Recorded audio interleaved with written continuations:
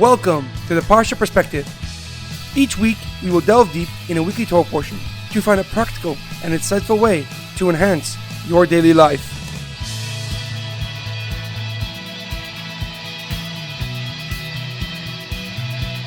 Thank you for tuning in. My name is Shalom Yamini.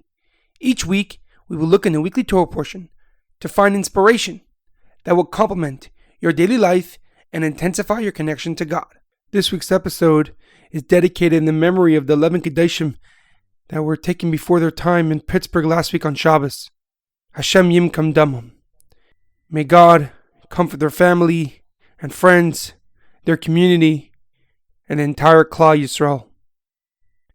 This week's Torah portion is Parshas Chayei Sarah, the life of Sarah, which talks about the burial of Sarah Imenu and the marriage of Yitzchak to Rivka. Many questions come to mind when studying this Parsha. The Parsha's name is called Chayei Sarah, the life of Sarah, and yet she passes away in the second verse of this week's Parsha. How come the Torah names a whole entire portion after the life of Sarah when she passes away in the beginning of this week's Torah portion, and we speak about her burial and so on?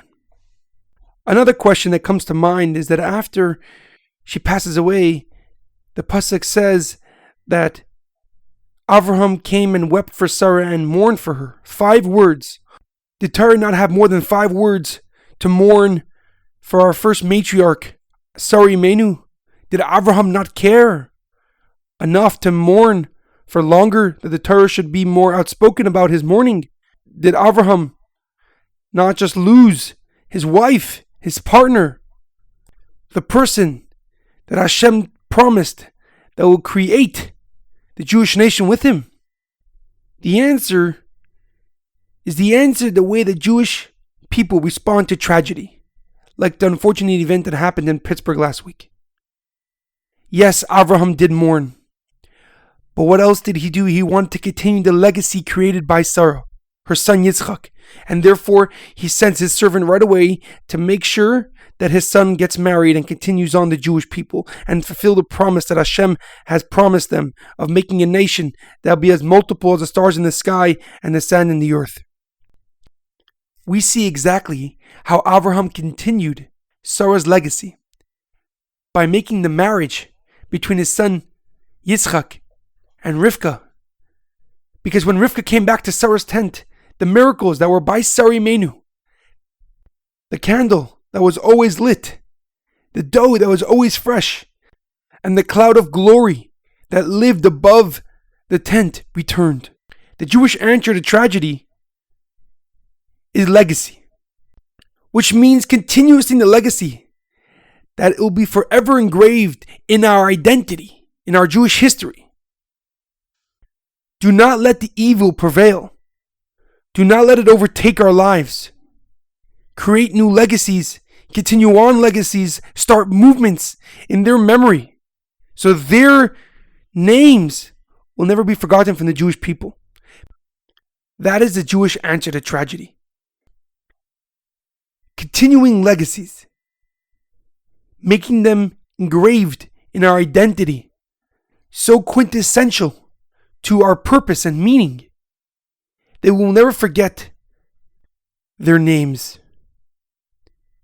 That is why when a person passes away, we create a Torah in their memory, because Torah is eternal, and writing a Torah makes their memory eternal. In our daily life, we must create legacies that will continue on way past us.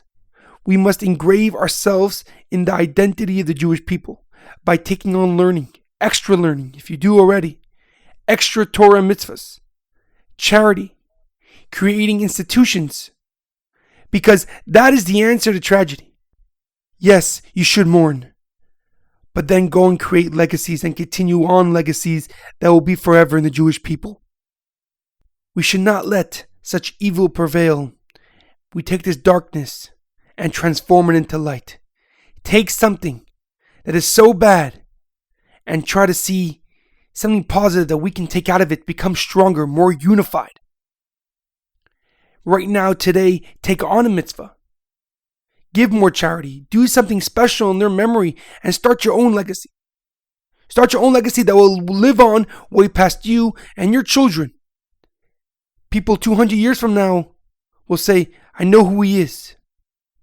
Because he created this institution, this idea that is forever engraved in Jewish history. There's a story in the Gemara about a man who was traveling through some fields and he saw an older man planting a tree. So he stops his carriage and he goes and speaks to this person. He asked him, what is he planting? And he responded, a date tree. The traveler responded by saying, date trees take a very, very long time to bear fruit. Why are you planting something that you might not see the fruit of your hard labor? The elderly man responded that I was born into a flourishing world filled with ready trees because my parents and grandparents had the foresight to plant for the next generations. And now I plant for my children and grandchildren. So then when they will come into the world, they will have ready trees to take sustenance from and be able to create new trees for their children and grandchildren. There is a great quote by Benjamin Franklin, one of America's founding fathers.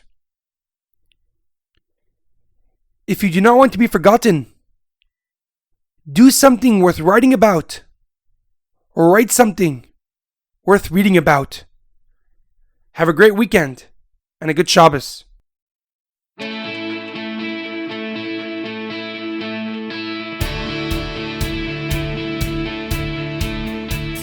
Thank you for tuning in to the Parsha Perspective.